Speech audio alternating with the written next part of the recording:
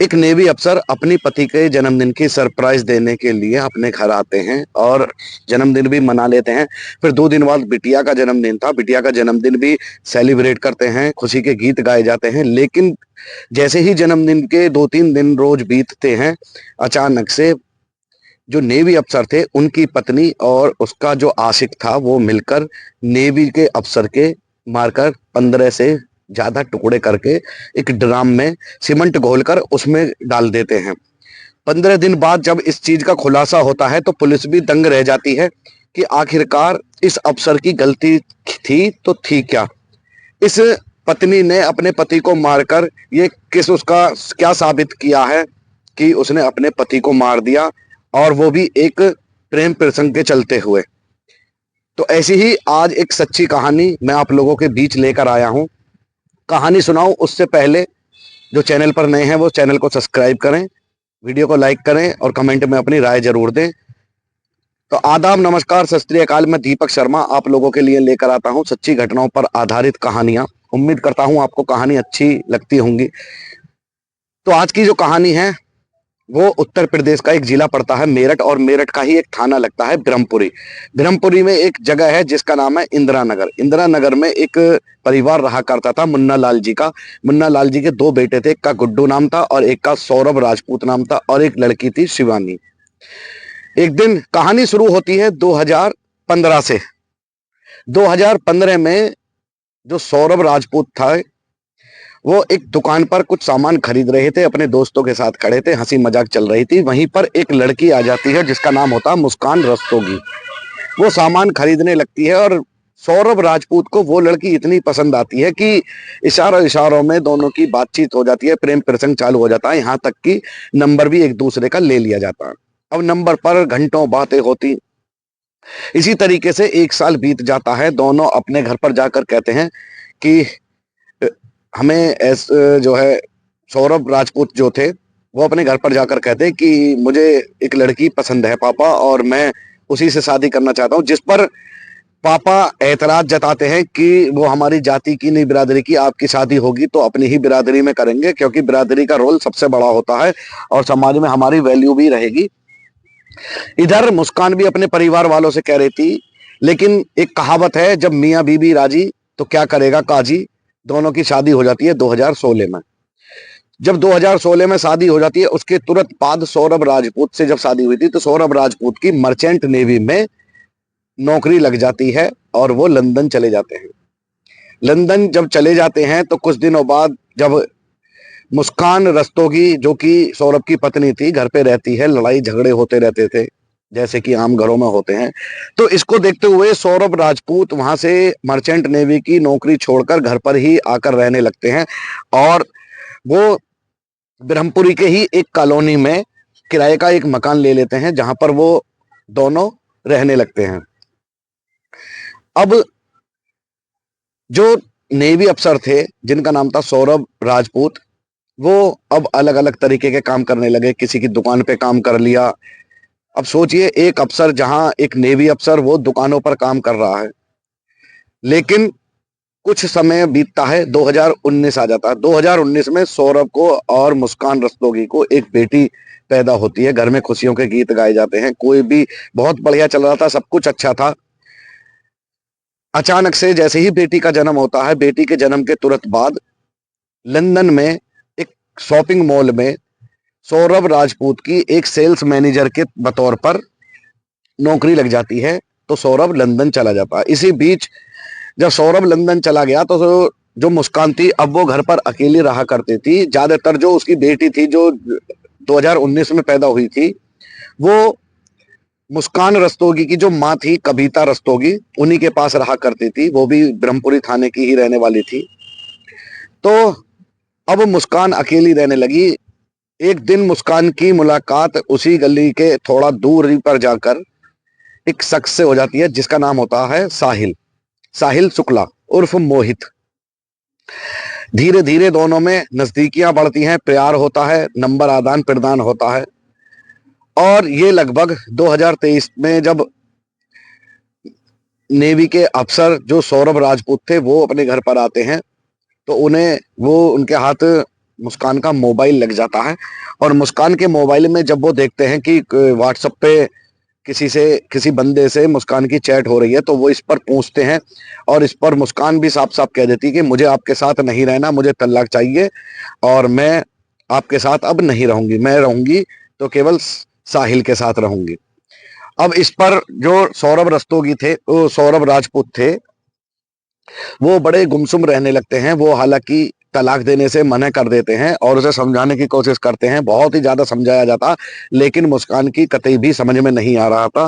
वो पागल थी। तो अब साहिल शुक्ला के प्यार में बताया ऐसा जाता है कि साहिल शुक्ला जो था वो नशे का आदी था और ड्रग्स वगैरह लिया करता था, गांजा पिया करता था, जिसकी आदत उसने मुस्कान को भी लगा दी थी।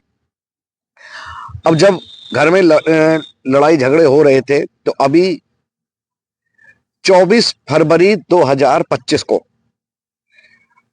सौरभ राजपूत लंदन से आते हैं, क्योंकि 25 तारीख थी, 25 फरवरी को उनकी पत्नी का जन्मदिन था, मुस्कान रस्तोगी का।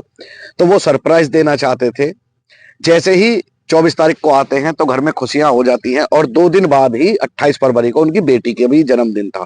तो दोनों का जन्मदिन मनाते हैं, बहुत अच्छे ढंग से जन्मदिन केक कटता है, खुशियों के गीत गाए जाते हैं और सभी लोग अपने अपने घर चले जाते हैं। 4 मार्च आ जाती है, 4 मार्च 2025। 4 मार्च को भी इसी तरीके से घर में कहा सुनी होती है पति पत्नी के बीच। बिटिया जो थी वो अपनी नानी के यहाँ पर थी। 4 मार्च को जब सौरभ राजपूत जो मर्चेंट नेवी के अफसर थे पूर्व, वो खाना वाना खाकर लगभग 11 बजे के करीब सो जाते हैं, तभी मुस्कान रस्तोगी अपने आशिक, उसका नाम था साहिल शुक्ला को फोन करके बुला लेती है। अब साहिल शुक्ला को जब फोन करके बुला लेती है, दोनों मिलकर मर्चेंट नेवी के अफसर सौरभ राजपूत पर चाकुओं से वार करना स्टार्ट कर देते हैं। पहले छाती में वार करते हैं।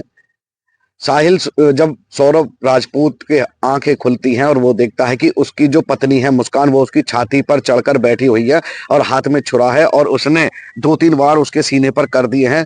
वो इस कंडीशन में नहीं होता कि वो अब किसी का सामना कर सके, क्योंकि जो सौरभ राजपूत थे, उनकी पत्नी ने पहले ही सौरभ को खाने में नशे का कोई पदार्थ मिलाकर दे दिया था, जिससे उनके शरीर में कोई मूवमेंट नहीं हो रही थी, वो अपना बचाव नहीं कर पा रहे थे। पैर झटकने की कोशिश करते हैं तो पता लगता है कि किसी ने उनके पैर भी कसके पकड़े हुए हैं। इसी कारण उन पर 15 से 16 वार किए जाते हैं चाकुओं से। मौके पर ही सौरभ राजपूत की मृत्यु हो जाती है। अब दोनों, साहिल और जो मुस्कान रस्तोगी थी, दोनों ही वहां पर बालकोनी में सो जाते हैं और सुबह होने का इंतजार करते रहते हैं। साहिल कहता है कि मैं बाजार जाता हूं और कोई काली पॉलीथीन लेकर आता हूं, ताकि इस डेड बॉडी को काट काट कर हम बाहर कहीं अलग अलग जगह पर फेंक दें। लेकिन इस पर जो मुस्कान रस्तोगी थी वो कहती है कि नहीं, अगर आप बाहर जाओगे और बार बार काली पॉलीथीन लेकर जाओगे तो यहाँ पर सीसीटीवी कैमरे लगे हुए हैं, लोगों को शक भी होगा, कोई ना कोई इंतजाम करते हैं। तभी उनके दिमाग में एक आइडिया आता है, जो कि उन्होंने बताया कि हमने इंटरनेट पर ये वीडियो देखी थी। तभी अगले दिन वो एक ड्राम लेकर आते हैं, जो प्लास्टिक का ड्राम होता है, और उसमें बाथरूम में ले जाकर जो सौरभ राजपूत थे मर्चेंट नेवी के अफसर, उनकी डेड बॉडी को बाथरूम में ले जाते हैं और 15 से ज्यादा टुकड़े करते हैं। 15 से ज्यादा टुकड़े करने के बाद सीमेंट और भी जो डस्ट वगैरह होती है वो लेकर आते हैं और उसे एक ड्रम में घोल लेते हैं। ड्रम में घोलने के बाद सौरभ राजपूत के जो शव के टुकड़े थे वो उसमें दबा देते हैं और उसे बाथरूम में रख देते हैं। और 5 मार्च को सभी से ये कहते हैं, जो साहिल था वो इस घटना को अंजाम देकर अपने घर चला जाता है। और जो मुस्कान रस्तोगी थी वो सभी से ये कह देती है कि 5 मार्च को मैं अपने पति के साथ, सौरभ के साथ, मनाली और हिमाचल प्रदेश, शिमला और हिमाचल प्रदेश घूमने के लिए जा रही हूँ। लगभग 5 फरवरी से 16 फरवरी तक ये हिमाचल में दोनों रहते हैं और बाकायदा उसका मोबाइल भी ले जाते हैं सौरभ राजपूत का, और उस पर व्हाट्सएप से जब उनके घर से कोई फोन आता था तो भाई फोन पे बात नहीं होती थी, व्हाट्सएप पे चैट होती थी, जिससे उनको ये लगे कि सौरभ राजपूत जो हैं वो जिंदा हैं और उनको कुछ नहीं हुआ है, वो घूमने गए हुए हैं।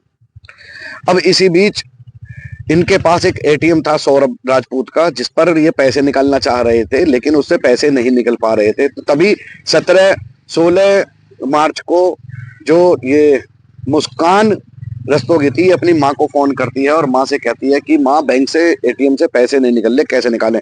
जिस पर माँ कहती है कि बेटा, दामाद जी तो तुम्हारे साथ ही है, उन्हीं का एटीएम है, तो वो तो निकाल सकते हैं। लेकिन ये इधर उधर की बात करने लगती है और घबराई हुई होती है। तो इस मुस्कान रस्तोगी की माँ जो थी, कविता रस्तोगी, वो इस पर पहुंचती है कि बेटा आखिरकार बात क्या है, बात बताओ। वो जबरन उससे बात पूछना चाहती है, तो वो कहती है दामाद जी कहाँ है, दामाद जी से बात कराओ। तो मुस्कान रस्तोगी सीधा सीधा स्पष्ट कह देती है कि दामाद जी को मैंने मार दिया, मैंने दामाद जी की हत्या कर दी। अब कविता रस्तोगी जो थी, उन्हें बड़ा अटपटा लगता है। वो कहती है कि एक बात बताओ, तुम कब लौट रही हो। वो कहती है कि मैं कल दोपहर तक लौट आऊंगी। 17 मार्च की शाम 4 या 5 बजे के करीब वो अपनी माँ के घर पहुंचती है शिमला से, और जाकर सारी सच्चाई बताती है। तो माँ के पैरों के नीचे भी जमीन निकल जाती है। माँ सोचती है ये इसका दिमाग खराब हो गया है या कोई पागलपन आ गया है दिमाग में, जो ये इस तरीके की बात कर रही है। माँ अपने हस्बैंड से कहती है, यानी मुस्कान के पिता से। मुस्कान के पिता भी पूछते हैं कि बेटा आखिरकार बात क्या है, बात बताओ। तो वो वही कहती है कि जो सौरभ राजपूत है मेरे पति हैं, मैंने उन्हें मार दिया है और मैंने उनकी हत्या कर दी है।